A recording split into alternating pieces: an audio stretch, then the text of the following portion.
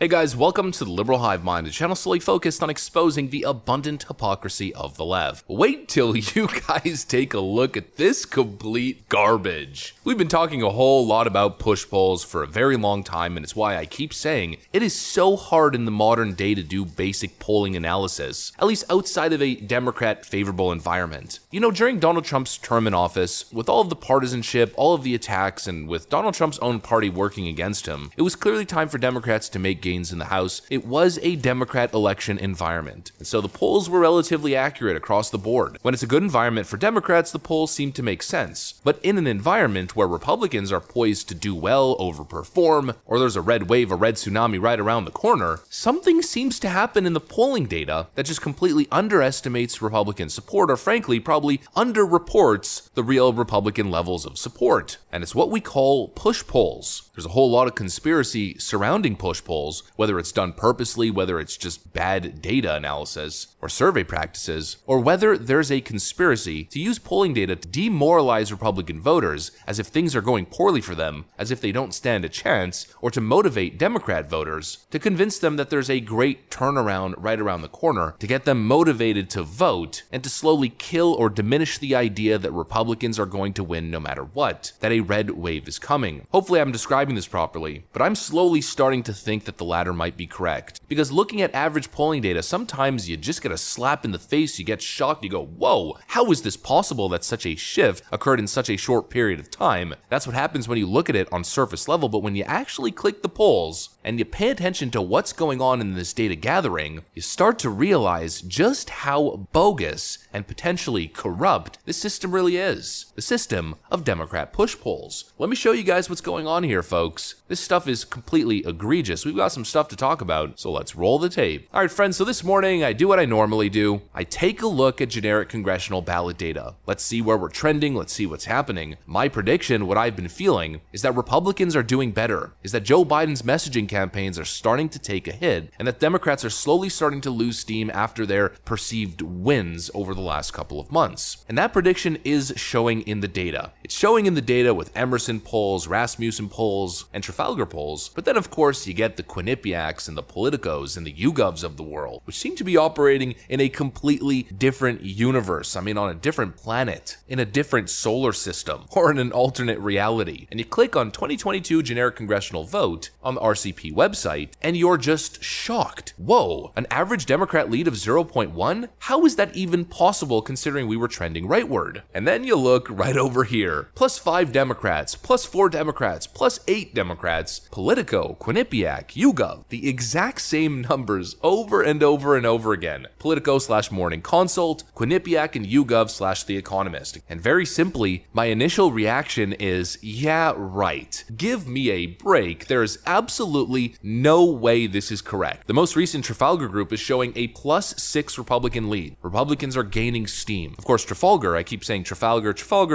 whatever, same thing. Trafalgar is one of the most accurate pollsters out there. What could possibly cause the most recent Economist/YouGov poll to be so different, so far off, and in this political environment, in an environment with a failed Democrat president with an abysmal approval rating, what could possibly justify the Democrats winning by 8 percentage points on generic party vote? Well, very simply, this poll is garbage. It shouldn't even be on the list. Frankly, I don't understand why YouGov polls don't immediately get dragged into the recycling bin every single time they're emailed over, or left in the junk bin or in the spam folder, because they've lost their credibility a long time ago. Now, of course, as we know with polling data, Democrats are generally oversampled because there's more Democrats than there are Republicans, because of major populous metropolitan Democrat cities and states, like California and New York. Of course, we've covered this a million times. But heading into 2022, Republican voter turnout is expected to be higher, and Democrat voter turnout is expected to stagnate. And polling data should be accounting for this. And not only that, but there's not that many more Democrats than there are Republicans. But if you open the YouGov/Economist poll, this is what you see. Total voters, 1,342. 2020 vote, 625 Biden voters to 505 Trump voters. Already significantly biased towards Biden voters. But then when you look at party ID, 566 Democrats to only 361 Republicans, and nearly 600 independents. That party alignment breakdown breakdown makes no sense. It's garbage. It's garbage, as the French say, and garbaggio, as the Italians say. Let's do a little bit of basic math and get the numbers. This poll is showing a demographic breakdown of 37.7% Democrat voters, 38.2% independent voters, and 24% Republican voters. This poll is oversampling Democrats and independents by 14 points above Republicans in each respective category. I mean, that is an egregious undersampling of Republicans. This is what we call a push poll. This is what we call a garbage poll. And this is exactly why the polls are always so wrong. It must be by design. They've been doing it over and over again, predicting that Joe Biden's going to win by 20 percentage points in the 2020 election. But of course, that was never anywhere near reality. It's done by design to demoralize Republican voters, to make it seem as if the Democrats have taken the lead, it's over, the abortion issue and Joe Biden's most recent legislative victories have won the election for Democrats, and Republicans, you might as well just not even show up and vote, because you don't stand a chance. Democrats are winning by +8. GG, good game, game over. It's completely corrupt. I mean, I am at this point convinced that the polling industry has been compromised. There is nothing that you could say that could justify this kind of split. And this is why Trafalgar polls are just so much more reliable. The most recent Trafalgar poll that has Republicans leading by +6 has a very healthy breakdown. This is the party participation for their poll. 39% Democrat, 35.5% Republican, and 25% independents. That actually makes sense. That covers the true demographic split of the country. There's a little bit more Democrats than there are Republicans because of major populous areas, and then there's middle of the ground independent voters who don't identify with either side, which are generally a minority and split their vote relatively evenly, and in this case, as we've been seeing in all of the polling data, are splitting towards Republicans. So even in a poll where you're going to see a Democrat oversampling, which is normal, independents are going to split Republican and Republicans maintain a healthy lead. This is an ethical polling company that's doing a legitimate survey. The Economist/YouGov are doing Democrat partisan push polls, and they should not be taken seriously. The fact of the matter is there seems to be some sort of massive conspiracy to underreport Republican support ahead of very pivotal, important elections within the polling industry. And I think it's happening this election just as much as it was happening back in 2016. And so don't be surprised if the election results are significantly better for Republicans than the polling data is suggesting. Like in Nevada, for instance, what's supposed to be a Democrat state, two very legitimate polling outlets are showing a Republican lead for the governor's race right now, Republican Joe Lombardo potentially unseating Democrat incumbent Steve Sisolak. And so don't be surprised if the state of Nevada flips red at an even higher level than expected. And of course, other states and other districts follow. YouGov says a Democrat +8 lead. Yeah, okay, alright. Sounds like Democrat copium to me. That's what I got for you guys though. Hopefully you enjoyed it. If you did, make sure to leave a like and possibly subscribe to the channel if you're up for it. I'm gonna get back to work though. Thanks for watching, friends, and I will see you on the next one.